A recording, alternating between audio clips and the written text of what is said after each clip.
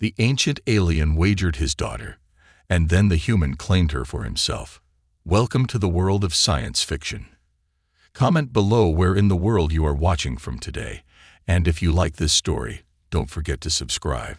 The air inside the celestial apex was thick with the scent of exotic smokes, the distant hum of arcane machinery, and the quiet, ever-present murmur of 1,000 whispered conversations held between some of the most dangerous beings in the known universe.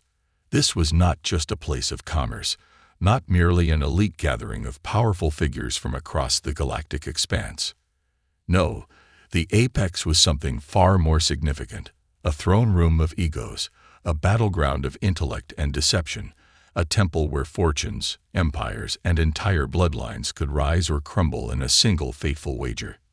It was here, beneath the prismatic glow of a suspended artificial star, that Lord Curace the Eternal sat in quiet contemplation, his expression unreadable, his blue skin gleaming beneath the shifting neon light.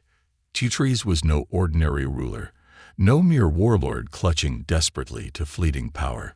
He was something else entirely, an ancient, calculated force of nature who had outlasted entire civilizations, a being whose influence stretched like a spectral hand across history itself. His kind, the Zari, were one of the oldest known species, their bloodline imbued with celestial energy, their very existence tied to the great cycles of the cosmos.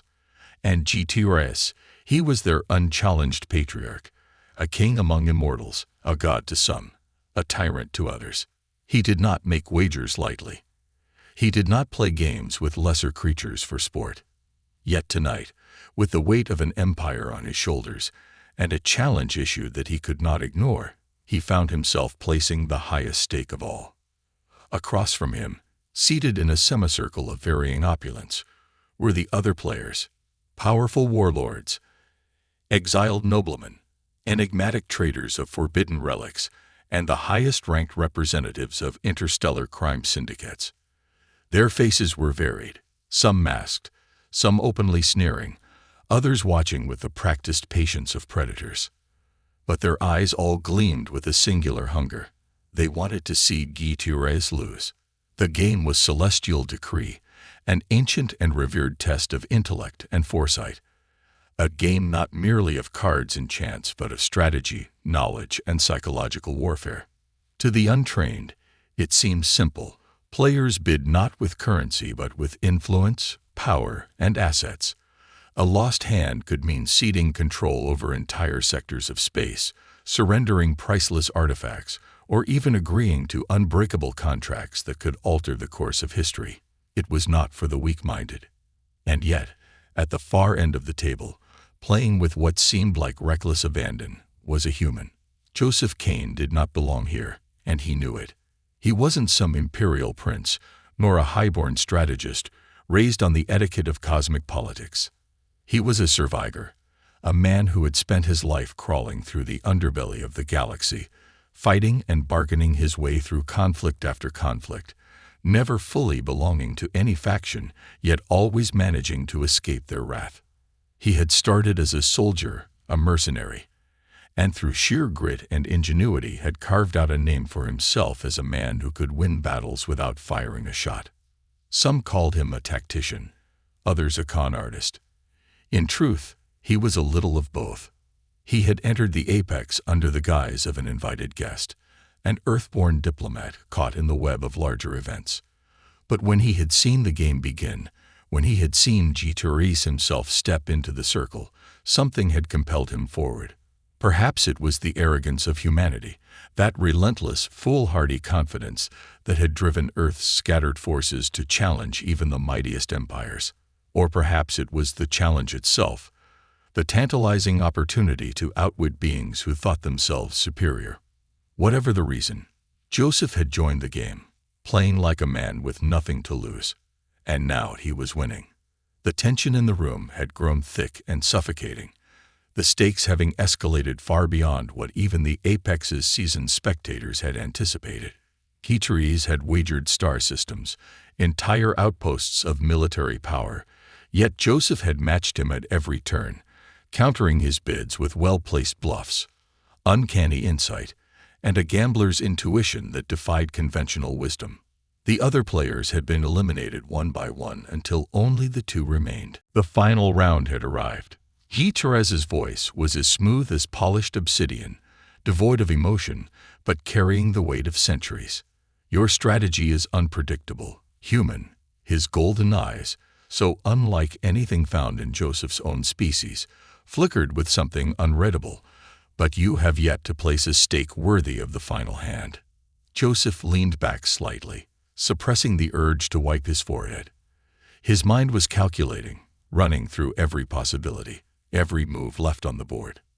He had already gambled more than he could afford. Deeds to ships he barely controlled, rights to trade agreements he had yet to even secure.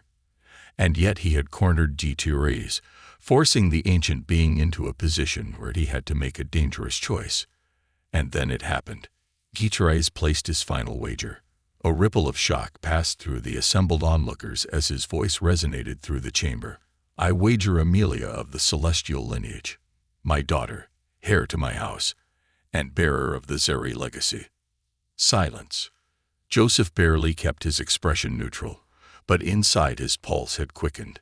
He had heard whispers of Amelia, a woman whose very existence was more symbol than flesh, a rarity among rarities, born of ancient blood yet untouched by the machinations of those who sought to control her. To place her as a wager was unthinkable. It was a move that suggested desperation, or something far worse. Joseph had two choices: fold and walk away, letting Guy-Therese reclaim all he had lost, or call the wager and stake everything on a single moment. He met the alien lord's gaze. I accept. The final hand was dealt. Time seemed to stretch infinitely as the cards were revealed, and for the first time in countless eons, Lord Kyres, the Eternal, showed visible surprise. His expression did not contort in rage, nor did he slam his fists upon the table. Instead, there was something far more chilling, a knowing smirk, a flicker of satisfaction, as though he had played a game far deeper than anyone had realized. Joseph Kane had won. He had won Amelia, and with that victory, he had unknowingly altered the balance of power across the stars. The weight of his decision crashed upon him as the gathered warlords, noblemen, and criminals erupted into chaos. Some shouted in outrage, others in delight.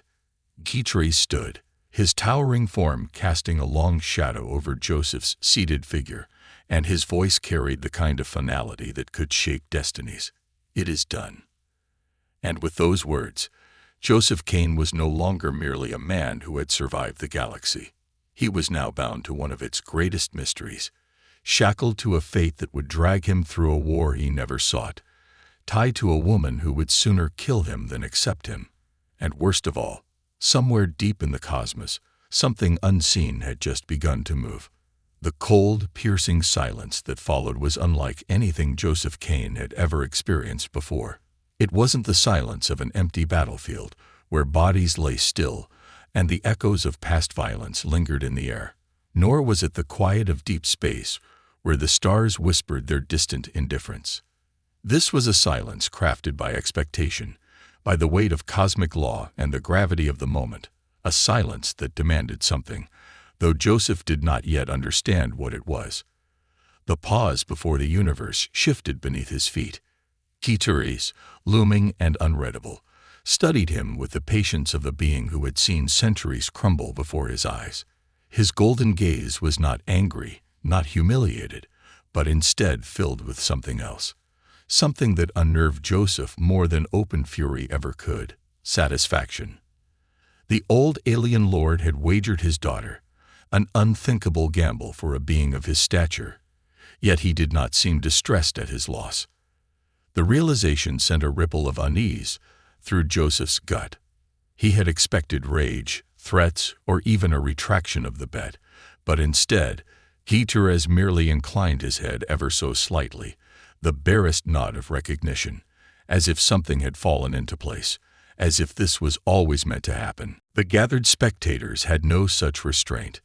The outbursts erupted around them like a chain reaction. Shock, outrage, morbid amusement.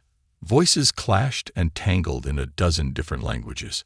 Some laughed in disbelief, while others whispered feverishly amongst themselves, already scheming. A few of the warlords and syndicate leaders rose from their seats, their expressions ranging from contempt to curiosity, their hands twitching as if they debated whether they should act upon whatever implications this outcome now carried.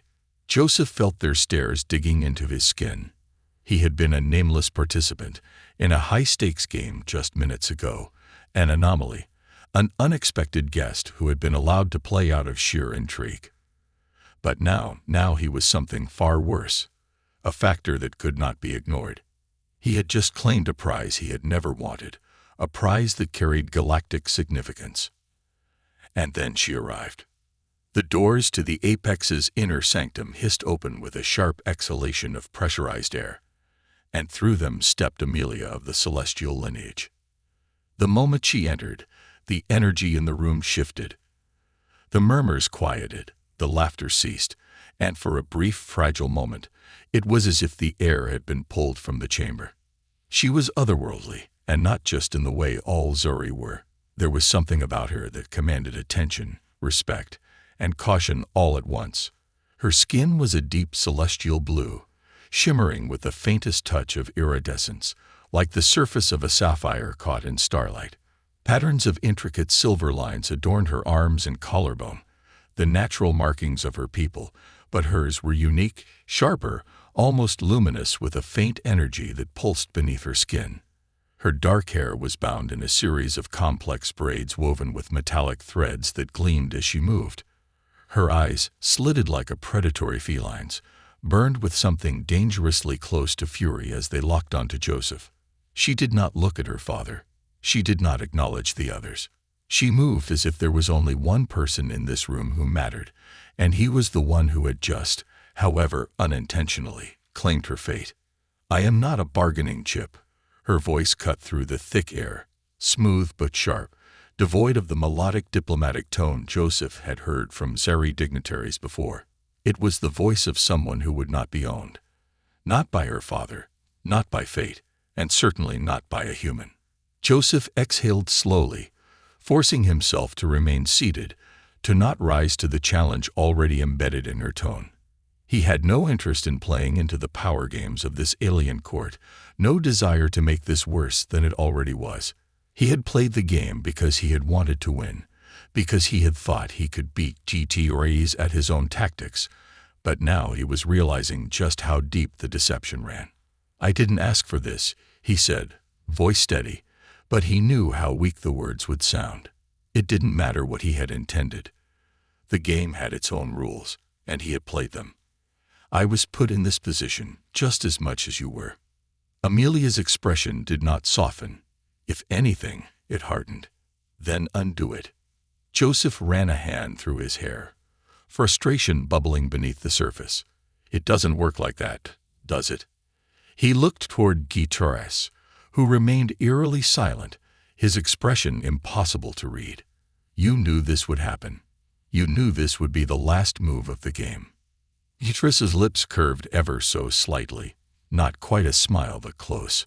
"I knew the possibilities," he admitted, and there was something profoundly unsettling in the way he said it. "You played well, human, and you did what so many before you have failed to do. You forced my hand." Joseph clenched his jaw. He hated this. He hated feeling played, as though he had walked into a trap he hadn't even seen coming. But now there was only one path forward. He had won, and now he had to deal with the consequences. One of the gathered noblemen, a reptilian creature draped in ceremonial gold, let out a low, amused hiss. A human. How very unexpected. Joseph could hear the undertone in his voice. A challenge, a mockery, a warning. Therese rose from his seat with a slow, deliberate grace. "The wager has been made. The game has been played. And the outcome stands." His voice carried the weight of absolute authority. And though the room remained thick with tension, none dared challenge him outright.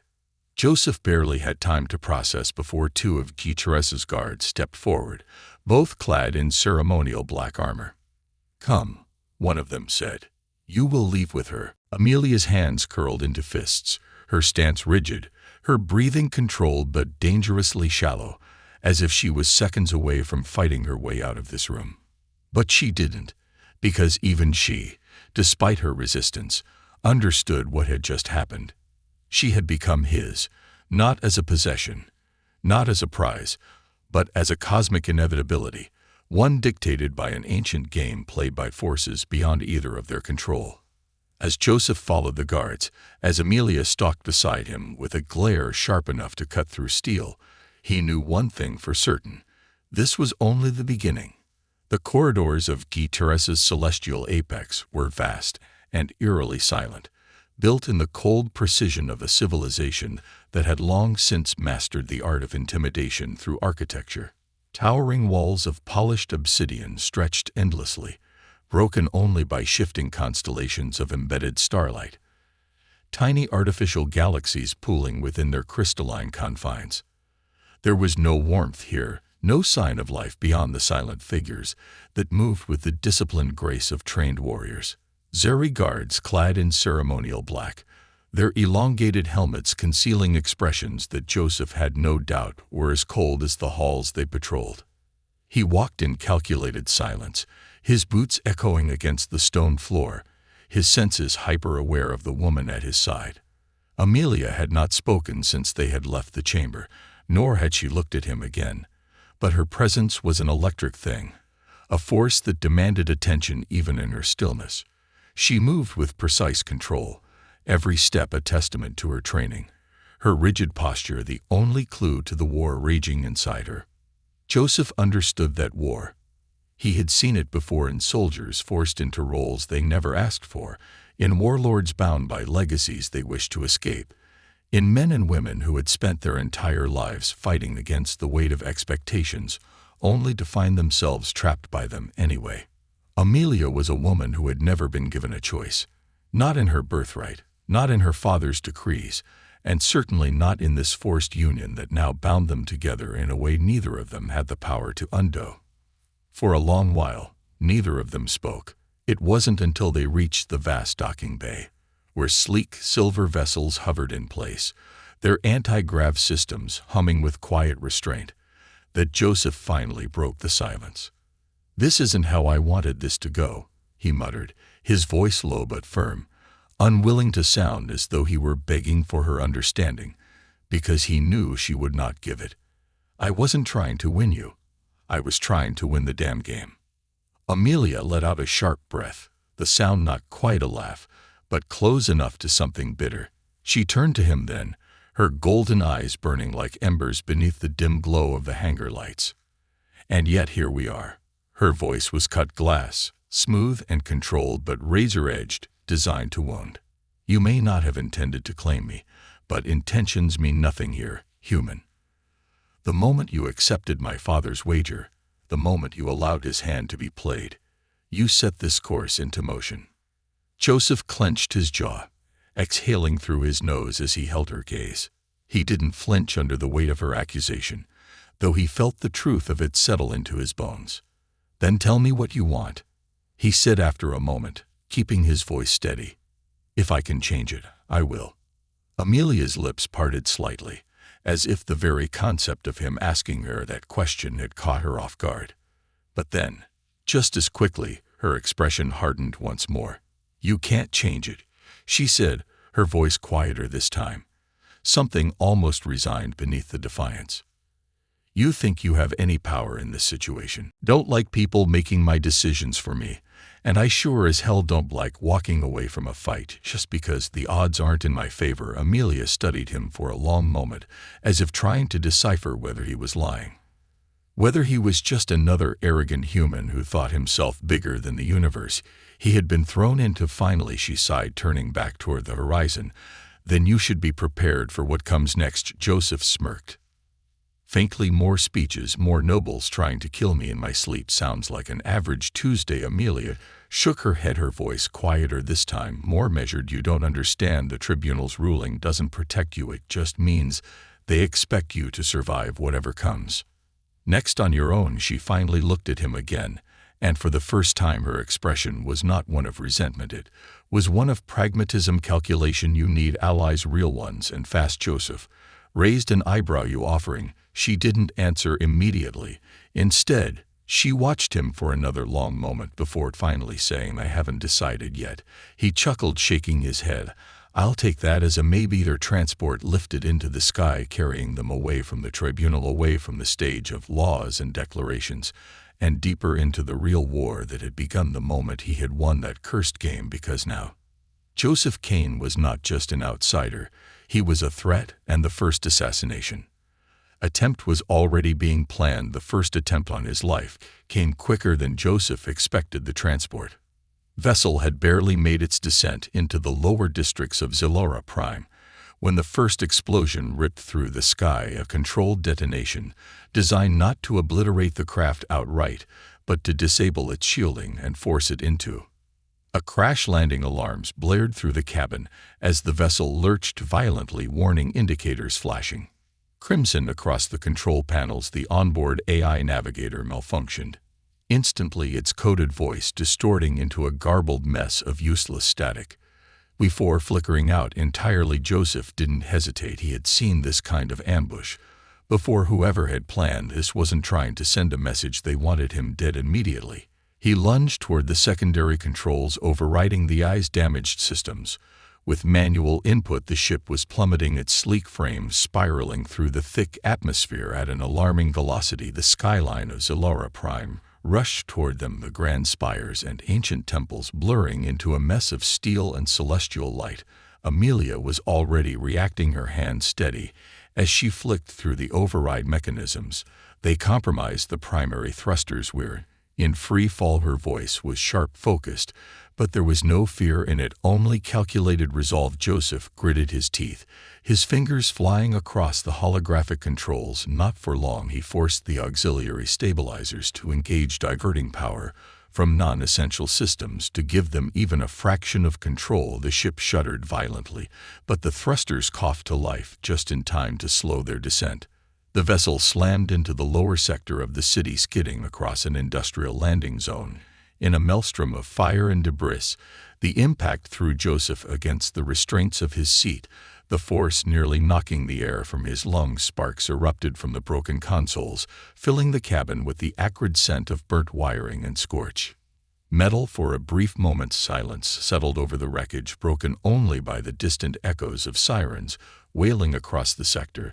Then Amelia unbuckled herself and drew her blade in one smooth motion. Joseph barely had time to register the movement before the first attackers emerged from the smoke. They were Zuri, but not soldiers, mercenaries, hired blades, their armor void of any official insignia, assassins carefully chosen to ensure that his death would be untraceable. He moved instinctively, reaching for his sidearm. Just as the first energy blade came for his throat, he ducked, pivoting sharply, and drove his elbow into the attacker's rib cage before following it with a brutal kick to the knee. The mercenary stumbled, but